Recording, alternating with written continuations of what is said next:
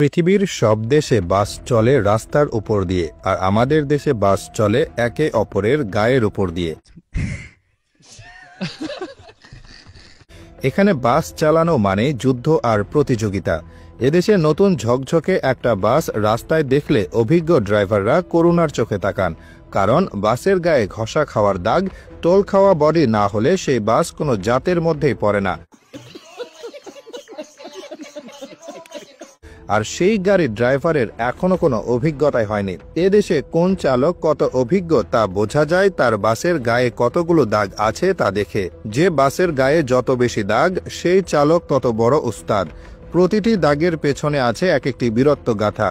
কোনোটা হয়তো ফার্ম গেটের জ্যামে অন্য বাসকে 1 ইঞ্চি জায়গায় হারিয়ে দেওয়ার চিহ্ন, আবার কোনোটা হয়তো মহাখালীর মোড়ে রেষারেষিতে জেতার গৌরব বহন করছে। এদেশে বাস চালকদের মধ্যে এক অদ্ভুত প্রতিযোগিতা কাজ করে, কে কার আগে যাবে, কে কার আগে যাত্রী তুলবে।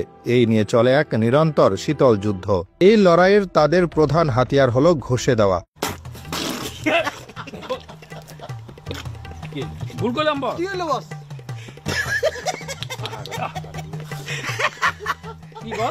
দুটো বাসের মধ্যে যখন এক সুতার ব্যবধানও থাকে না, তখন আমাদের দেশের চালকেরা সেখান দিয়ে গাড়ি চালিয়ে দেন। এই ঘেঁষাঘেঁষির সময় যে আওয়াজ হয় তাকে আপনারা দুর্ঘটনা ভাবতে পারেন, কিন্তু চালকদের কাছে এটা হলো মধুর সঙ্গীত। এটা অনেকটা নিজের এলাকা চিহ্নিত করার মতো। একবার গা ঘেঁষে চলে যাওয়ার মানে হলো এই রাস্তায় আমি সেরা। এই লড়াইয়ের অন্যতম গুরুত্বপূর্ণ চরিত্র হলো বাসের হেল্পার। বাসের দরজা থেকে ঝুলে অর্ধেক শরীর বাইরে রেখে সে যেভাবে ডাইনে চাপান ওস্তাদ, খালি আছে ঢুকাইয়া দেন, বামে পুরা খালি বলে চিৎকার করে, তা শুনলে মনে হয় যেন সেনাপতি তার সৈন্যদলকে নির্দেশ দিচ্ছে। ড্রাইভার আর হেল্পারের এই বোঝাপড়া এতটাই নিখুঁত যে ড্রাইভার চোখ বন্ধ করেও হেল্পারের নির্দেশে বাসকে এমন সব সরু গলি দিয়ে বের করে আনতে পারেন যা পদার্থবিজ্ঞানের সব সূত্রকে হার মানায়। আর যাত্রীরা, তারা এই মহাবিপর্যয়ের নীরব দর্শক। এদেশে লোকাল বাসে চড়ার অভিজ্ঞতা অনেকটা রোলার কোস্টারে চড়ার মতো, তবে এখানে কোনো সিট বেল্ট থাকে না। আর কোচ বাসে চড়ার অভিজ্ঞতা অনেকটা রকেটে চড়ার মতো। হঠাৎ ব্রেক কষলে আপনি নিউটনের প্রথম সূত্র হাতে কলমে শিখতে পারবেন।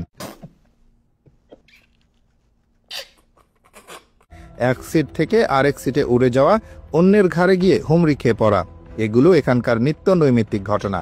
যাত্রীরাও সময়ের সাথে সাথে মানিয়ে নিয়েছেন। এখন আর তারা চমকে যান না, বরং শক্ত করে কিছু একটা ধরে বানরের মতো ঝুলে থাকেন আর মনে মনে দোয়া দুরুদ পড়তে থাকেন। বাস থেকে সহি সালামতে নামতে পারাটাও জীবনের একটা বিরাট সাফল্য। রাস্তার ট্রাফিক আইন কানুন বাস ড্রাইভারদের কাছে অনেকটা ঐচ্ছিক বিষয়। লেন মেনে চলাকেও তারা দুর্বলতা ভাবেন। তাদের নিজস্ব এক অঘোষিত আইন আছে, জোর যার রাস্তা তার।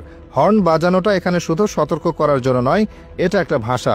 ছোট হর্ন মানে সাইড দে, লম্বা হর্ন মানে রাস্তা থেকে ভাগ, আর একটানা হর্ন বাজানোর মানে হলো আজ তোর একদিন কি আমার একদিন। বাংলাদেশে বাস শিল্প এমন এক পর্যায়ে পৌঁছেছে যে এখন বিদেশ থেকে বহু বিদেশি এসে বাসে উঠে ব্লগ করে আবার বলে, আজ আমি পৃথিবীর সবচেয়ে বিপজ্জনক বাস রাইডিং করছি, ওয়েলকাম টু বাংলাদেশ।